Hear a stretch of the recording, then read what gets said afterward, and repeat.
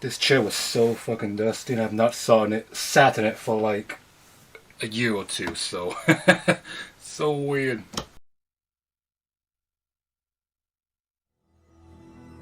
Who am I? You sure you want to know? If somebody told you I was just your average ordinary guy, not a care in the world, somebody lied.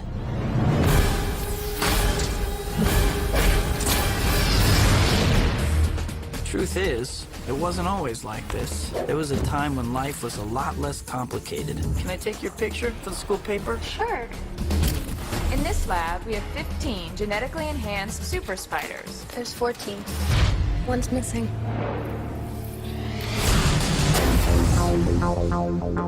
Peter, are you all right? I'm fine. Pete, look, you're changing.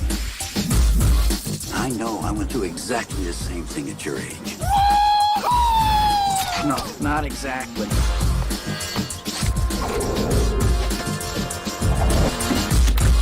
Wow.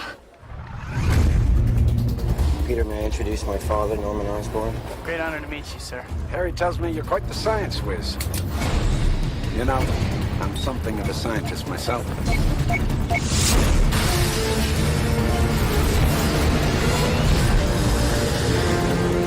What the hell is that?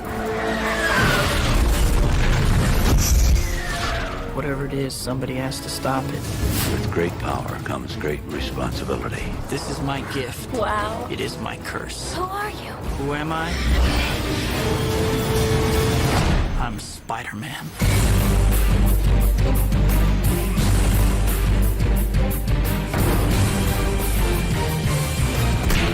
Do I get to say thank you this time?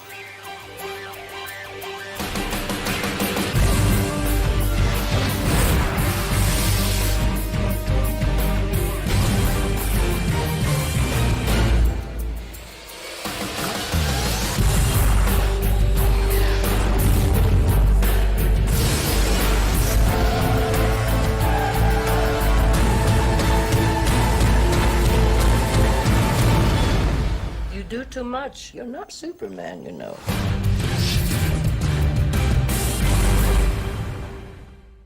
If you haven't already, please leave a like, subscribe, hit the bell icon to be notified for any new uploads or live streams that occur on this channel. Thank you for your time. Enjoy the video. Hi guys, Joshua Lawrie here with a brand new episode of my thoughts. Today, after a long while, like since 2017, Jesus, we're finally back. And today, I thought I would give you my thoughts on an oldie, for like a build-up, you know, to the new Marvel movie from the MCU, the movie called Doctor Strange in the Multiverse of Madness, the lead up to that.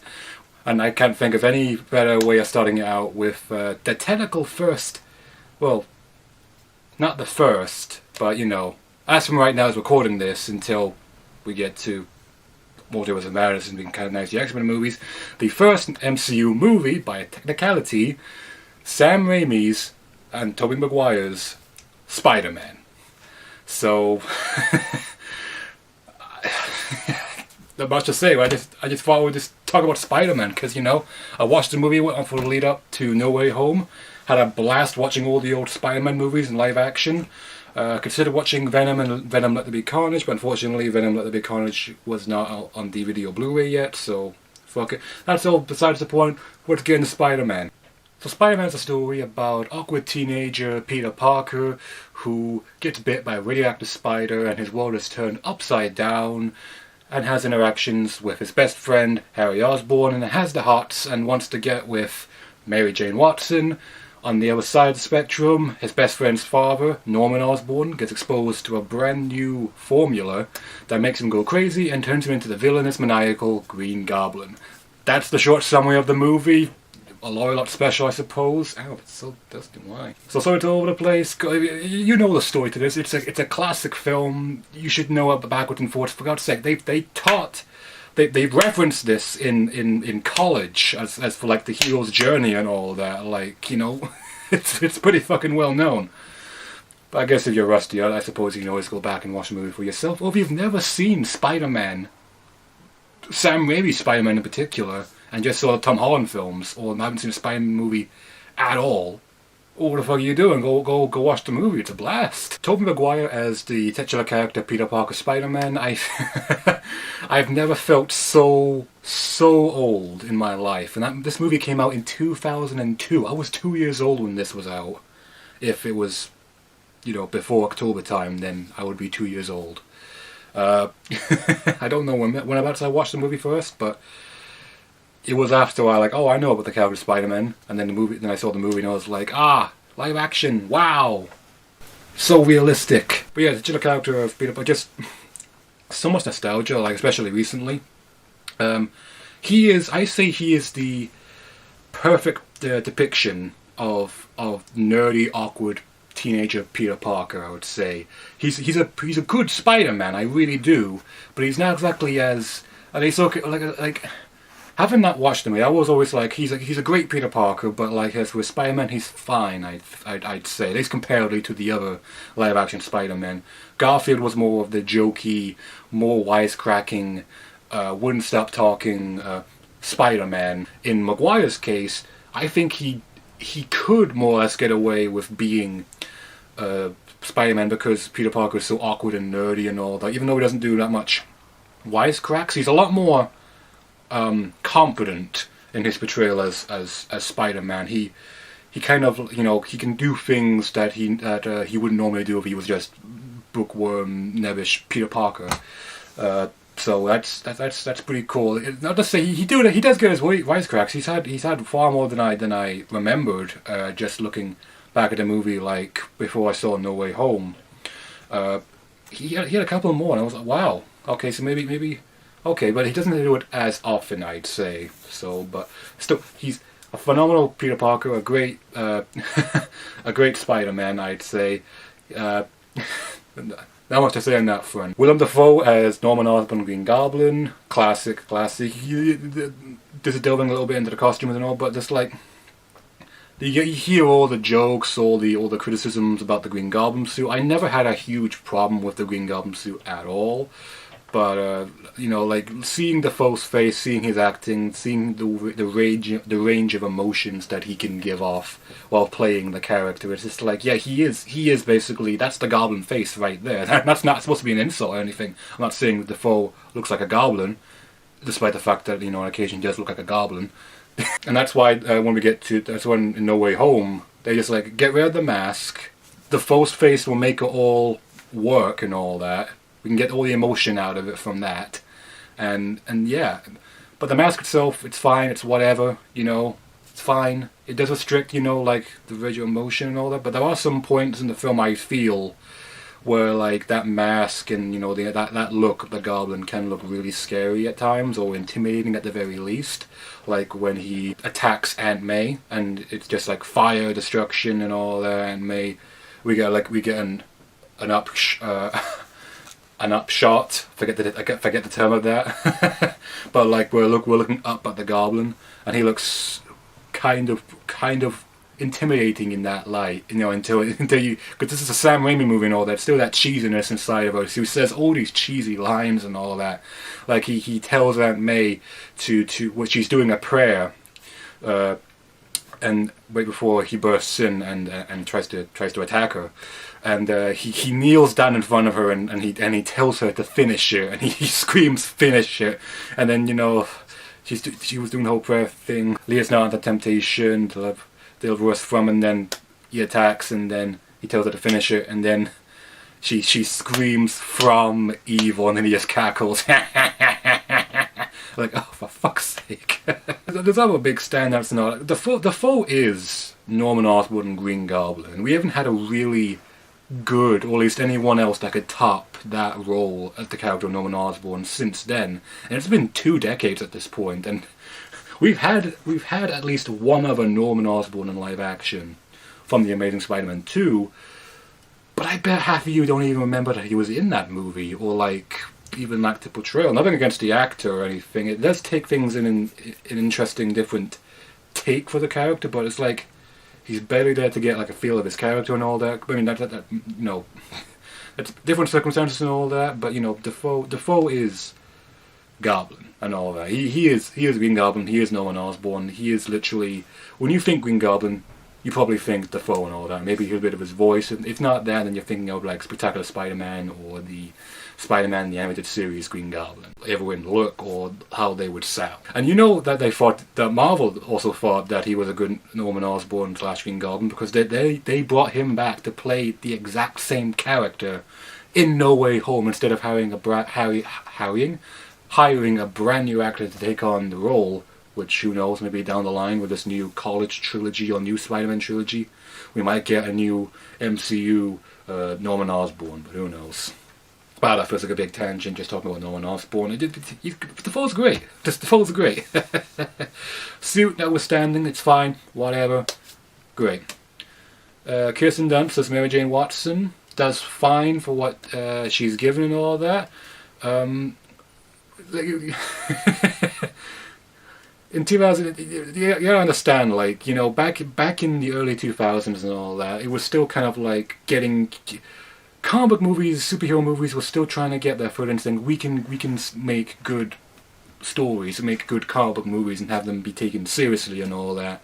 And they're like still trying things out. Mary Jane doesn't really do anything in particular as a huge standout, other than be a bit of support for Peter on occasion, or just be the thing that Peter wants, the thing that Peter wants. That sounds so wrong, but that's literally it. There is a subplot with her trying to like find her footing in the world. She wants to be on Broadway. She wants to be a star. She wants to follow her dreams, and instead she just finds herself working at like a diner that she absolutely hates. At least that one we can see in one scene. We hear about an audition that she went to, and she was told that she should take acting classes, which, by the way, if you read the novelization of this movie, apparently the person that said that to her, I think, was a relative of Flash Thompson. So it was kind of like a bit of a payback after like she broke up with Flash.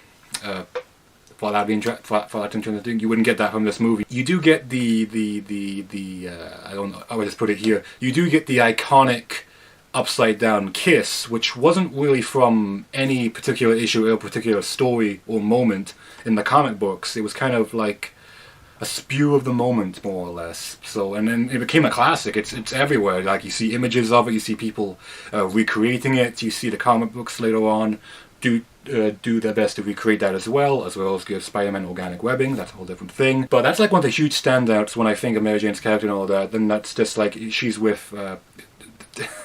It's just that I think it's like just that scene or her being a damsel in distress for a few points in the film. Again, I'm not going to judge that too harshly because again, it's just the beginning and all that. She does fine. I think Kirsten Dunst does an amazing Mary Jane for the most part as well. Because we've only seen one Mary Jane Watson in live action for the most part for 3 films. I know there's the whole thing with Michelle Jones, now like Michelle Jones Watson, and basically being the MCU's version of Mary Jane, especially with the MJ moniker being upon her. Who knows, we could see an actual MCU Mary Jane down the line. Or Zendaya will just be the MCU Mary Jane and just she won't be called Mary Jane and it's called Michelle. Maybe a bit of an update than just, you know, naming a character after like a drug. I want some Mary Jane. I'm sorry. By the way, sorry, this is all over the place right now. Again, I'm a bit rusty, okay? It's been a hot minute since I've done a thoughts video. Harry Osborn, played by James Franco, it's kind of the same boat. I don't know if it's arguably like worse so or something like that, but I do like his character in this. I like seeing the friendship that he and Peter have. We see kind of Harry's struggle trying to gain a bit of the respect from his father, and at the end he sort of does, I suppose. I mean, so much so that by the end of the movie, when Peter and Goblin have the final fight and Goblin gets impaled by the glider, Harry certainly does want to get revenge for his dad. So it's like they worked it out more or less. But again, Harry doesn't really do that much either, at least not to my nothing that stands out in my mind at the moment. he ends up going out with Mary Jane, which, by the way, kind of a dick move, but you know what?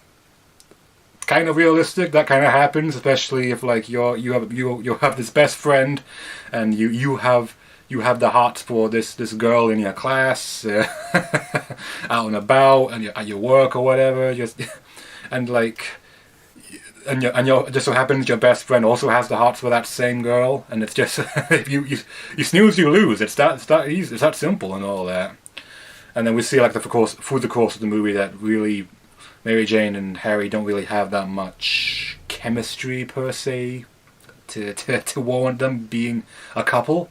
They definitely try and all that because they think that maybe they want to like say like you're my other, basically you're my other half, you're my soul, but either having like not really sharing like an intimate kiss or all that. Like there's a moment where like Harry tries to like to snog her. and she does a thing where she turns the head and he kisses her cheek instead. So like, ooh, Doghouse City right there. And then there's a moment where like at the Thanksgiving dinner where Harry doesn't stick up for Mary Jane that much. He does stick up for her a little bit, but not to the point where like, you know, where it really means anything or something like that. Where it doesn't get the last word, basically. Where his dad just ends up calling her a slut, more or less. I kind of settled the deal maybe as well. Like, oh, your dad thinks that? Okay, well, I don't think this is going to work, especially if you're not going to stand up for me that well. But yeah, I think James Franco does a good job with the role that he was given and all that. I think he was originally going for the role of Peter Parker Spider-Man, I think, but lost out to Tobey Maguire. Really too bad. As for the other actors with other characters, like Aunt May, Uncle Ben, they do the roles really great. If I think like a live-action Uncle Ben, this is the Uncle Ben I think about. The actor we get in this, I think he just nails him for the most part, especially seeing like giving a bit more character to a character that didn't really have that much room to be a character starting out when he first appeared in Amazing Fantasy number 15. You could go to the Ultimate Comics for more inspiration as well, which I think they may have done for this movie, because Ultimate Spider-Man was basically brand new at this point, like what, 2 years in already. So that was a huge step up for the character of Uncle Ben, who was alive more than one issue and had time to actually be a character, which hopefully inspired the moments we see in this movie. This Uncle Ben in this movie feels very fatherly, which is important and all that, because when we get to the moment where Norman says, "I've been like a father to you, be a son to me." Peter just looks at him and says, "I have a father. His name was Ben Parker," which also is like a callback thing as well, because there's a moment where like Peter is in the car with Uncle Ben. He's about to go out and do his secret human spider wrestling plan to buy a car to impress Mary Jane, and he gives him the spiel: with great power comes great responsibility. These are the years where man discovers what kind of man he'll become. That etc. Blah blah blah. Peter kind of just snaps and says, "I know that's please start lecturing me." And then tries to like, you know, be like, "Look, I know I'm not your father," and Peter's response, discovering, "Then stop pretending to be." That is a real gut punch right there. Aunt May's good in this movie as well. Definitely very accurate to the comic books, being not doty by any means, but definitely playing the old aunt. Grandmother figure. There was a little bit of development with this Aunt May and all that, and maybe a little bit of like, you know, subtlety, character development, and subtlety, character knowledge, so to speak. Like later on in the series, in Spider-Man 2, there's like maybe a hint or like a slight reveal that maybe that Aunt May knows that Peter is Spider-Man. Even though she doesn't really do anything that super duper major in the series, she's just there to be, again, the support, more or less. I'm not to say the side characters have to do anything big or anything like that, but like the function of the character here is just to support and help our main character, Peter in this case, with any emotional struggles that he's going with at the moment. and slightly mentor him a little bit with power and responsibility. Not as heavy-handed as Uncle Ben, unless you're MCU Aunt May, in which case you're totally supposed to be the Uncle Ben and have a much more larger role in that field. Flash Thompson, he's just a bully. He's played by Deathstroke, John DiMaggio. It's so weird to see him in this movie, and then, like, you know, years down the line, like 2017 comes along, and then you see him again, and he's playing Deathstroke. Like, what? How did we get from this to this? I know Flash Thompson became like Agent Venom, and anti-Agent Venom as well. But in terms of the movie, in the movie Sam Raimi universe, it's like, oops. Wow. Another thing with this movie as well, like, you can definitely feel like a lot of an early 2000 type of feel in its music, in its bit of its look. Go back to the music briefly. You get to the fair, and you see Macy May. Is that it? Is that her name? That can't be her name. Ah, fuck no! Don't do this to me. You know what I'm talking about. When you get to that and you see her, and you hear the song, you're like, oh yeah, we're definitely in 2002. And then you get to the music video promotion for this movie in the Nickelback classic, "Holding Out for a Hero." No, not "Holding Out for a Hero." It's just "Hero," isn't it? Which I don't care what anyone says. That song is classic. That is, it's fantastic and totally works for this movie. I don't care what you say. I have a soft spot for it, I really do. It's probably the only Nickelback song that I like. I have no idea what any other ones are. Maybe besides Photograph and... yeah, that's it. Just this and Photograph. One meme-worthy. One I think a standout that people could like. I can't speak for you. What did you think of the song? But yeah, it's so 2000. Also, there was a Look, you missed a Stan Lee cameo in this, you know, because that's come standard back then, and all the way up to 2019. Because it is a Marvel movie, it's pretty more likely that, you know, we'll see Stan Lee in some capacity. It's just him, like, having a reaction when he's at the fair, maybe like protecting a child. That's it. Good on you, Stan. Always looking out for the little guy. But yeah, highlights as well for like I like the fight scene in the action's good. Okay, the action still holds up for the most part. I like the action scene at the fair, even though at some parts it looks like a video game or just a clip from the video game or whatever at some points. But still, huge standout. Really like that. Iconic as fuck. The bridge scene and the final fight with Goblin and Spider-Man in the abandoned hospital. I think it is they're in. Just an abandoned building. It's so visceral, so kind of what at the time was gritty and hardcore. And like, you know, like, oh, this is intense. And then you get to No Way Home, like, holy fuck, this is intense. Don't get me wrong, the final fight in this is still pretty intense. You know, Peter is all messed up, his suit's torn up, he's bleeding, his mask is broken, you can see his face and all that. He's getting the living shit kicked out of him by Goblin. It takes him a while to actually, you know, like, get the proper motivation to start, you know, getting the upper hand on Goblin and, like, beating the shit out of him then. The action holds up. Those are the big standouts as well. There's a weird moment, though. It's in the middle of the scene. This is the scene where, like, Mary Jane is being followed by a bunch of, like, rapists, to put it like, or just people that want to get her. And then, like, he comes in, saves her, but, like, you see him, like, you know, we see an upshot, a downward shot or whatever, a low angle shot, a high angle shot. I'm tired. Well, like, we see him suiting up and all that, and then, like, either it's like a rush moment or whatever, like he like, oh, I don't have time to put on the full suit. So he just comes down, and pretty much the rest of the Spider-Man suit minus the mask. So he fights these guys unmasked. Like, okay, sure. I guess it was to show that Tobey Maguire could do some of these stunts and all that. But why not put on the mask? I mean, I guess there's not a high chance of his identity getting discovered by these guys or Mary Jane at that point, because of the rain and whatever, but I don't know. It's just a weird moment or whatever. And then like later when he disappears, he pulls a Batman, and then he comes back with the mask on. Like, did you leave the mask on top of the roof, and you went up briefly to go get it? Was it like in some kind of pocket or whatever? Why not just wear the mask? Still, decent action in this movie.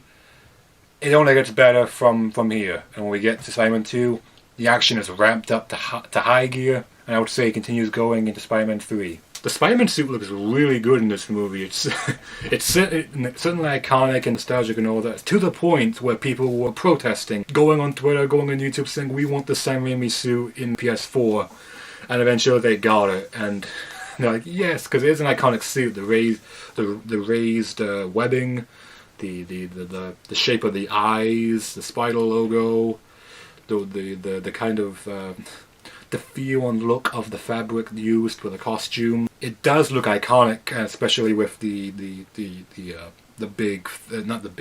thinner spider logo on the back. It's become an instant classic, an inspiration over the years for costume designs for Spider-Man costumes down the line. For Amazing Spider-Man, and later on Tom Holland's Spider-Man. Yeah, I really do like the costume. I do have fond memories. I'm awfully nostalgic about it. I still like the classic Spider-Man suit with the big fat spider logo on the back, which I'm thankful we got in live action again after 1977. Just to see that in live action in a theatrical release for Tom Holland's Spider-Man. Like, at least we got the classic look there, and they can do whatever. We know we're getting like a classic Spider-Man look, but at the same time it's a picture of classic Spider-Man with mixture of the Amazing Spider-Man and Sam Raimi trilogy Spider-Man costume. I like the costume very much. It's the best costume in the movie. The effects, some of the effects. Okay, 2002. Some of the effects, yeah, has aged.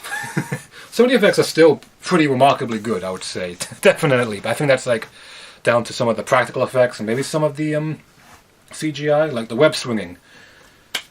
Still looks great. There are some dodgy moments where Spidey looks a bit weird, or like some movements look a bit off, or like unrealistic, but it's a comic movie. I mean, what the fuck are you expecting? I still really, really enjoy this movie. It's always a blast. It's cheesy as anything. It's corny. It's cheesy. I love it. It's not to the point where it's cringy. It's just like I think the reason why it's still good because because of things like the internet, they've made everything a meme. Like every line in this movie is a fucking meme, and I can't think of any other big kind of meme other than J.K. Simmons is J. Jonah Jameson. He is the best J. Jonah Jameson in live action, if not the only J. Jonah Jameson in live action, unless you want to count the Amazing Spider-Man 1977 live action series, where we see someone else take on the role of JJ. He's cool and all, he's fine, but it's J.K. Simmons. It's no contest. We didn't even see him in the Amazing Spider-Man series, and you know that he's the best J. Jonah because we get him now in the MCU. Come on, he does a great job playing this dickish, like, stick up his ass, kind of just dirtbag of a not a dirtbag, but a kind of a piece of shit newspaper editor boss with a little bit of integrity, because there was a moment when Green Goblin attacks the Daily Bugle, and he grabs Jonah and he's like, "Tell me who takes the pictures of Spider-Man," and Jonah is like, I don't know who does it. I get the pictures in the mail. I don't know who he does. I don't know. I swear. And he kind of defends Peter, and it's like, right on, man. Yeah, this guy's cool. He's fine. He's a cool dude. He's protecting Peter. So definitely a little bit maybe of Ultimate Jonah peeking through, or like modern Jonah from today's comics in 616 main continuity. Because otherwise, if it was like main continuity Jonah at that time, what an ass. Him and everyone at the Daily Bugle, it's always a highlight to see those guys. I bet people are still missing that right now. We're still getting like a bigger presence of it in No Way Home, but we have not met the MCU version, or like a new version of Robbie Robertson yet, or like a character that can like replace the character. What was his name in this movie? I don't know. It's Sam Raimi's brother. If we can get someone just as good, or just get Sam Raimi's brother back. Please. You already got Jonah back. please. Yeah, I'm trying to keep this all straight in my head because again, it's been a while, and my thoughts all over the place and all that. I'm trying to make this as short as possible and all that, and I just go like beat by beat throughout the entire movie. Because this is not supposed to be a recap or anything. We'll save that for maybe a bit more newer stuff, maybe. But if it's like you know the plot of this movie. The plot of this movie is still holds up. Maybe a part is still there, especially because it's a bit out from 9/11 and all that. So you see a lot of post 9/11 stuff, like you see the moment at the climax of the movie, and we're at the Brooklyn Bridge, or just a bridge. I'm assuming it's the Brooklyn Bridge, whatever bridge it could be. It's basically an adaptation of the night Gwen Stacy died / the Green Goblin / Stan. Where instead of Gwen Stacy getting thrown out of the bridge, it's Mary Jane, and added on a bunch of kids in a cable car. This is why fools are heroes, because you never know when a sadistic maniac can come along and give the sadistic choice. And then he's like, save the one you love, or suffer the little children. Make your choice, Spider-Man. And then he drops both. Peter goes, saves Mary Jane, catches Mary Jane, swings over, catches the line for the cable car, keeping it aloft. It looks like Goblin's gonna like impale, or like, make Peter drop the car and Mary Jane. But then he is attacked by post 9/11 United New York. From it, in this case, being its homeless population, maybe a little bit of the New Yorker togetherness and all that. You mess with one of us, you mess with all of us. Not quite sure where that first piece of debris hitting him came from, because they're underneath the bridge at that point.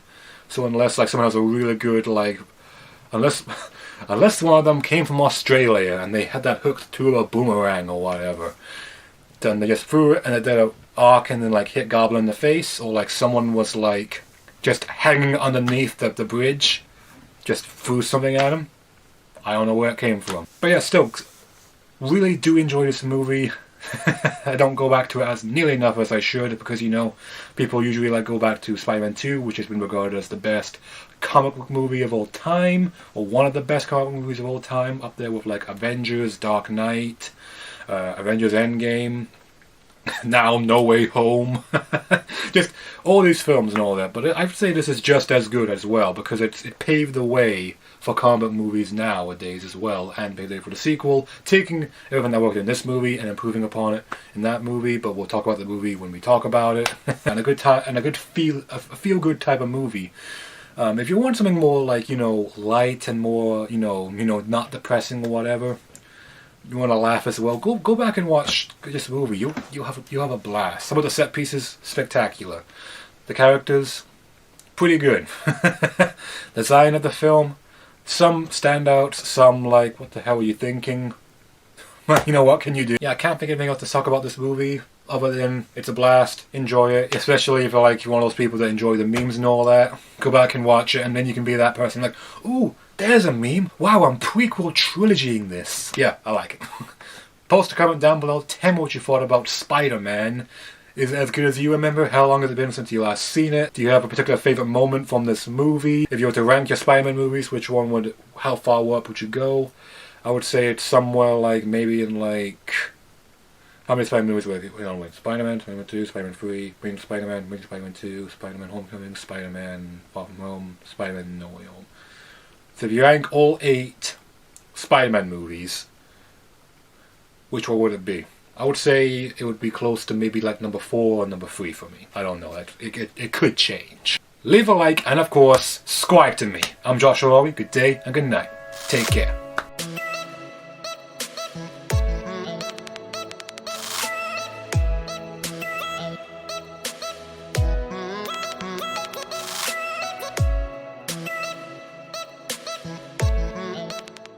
I'll get better at this.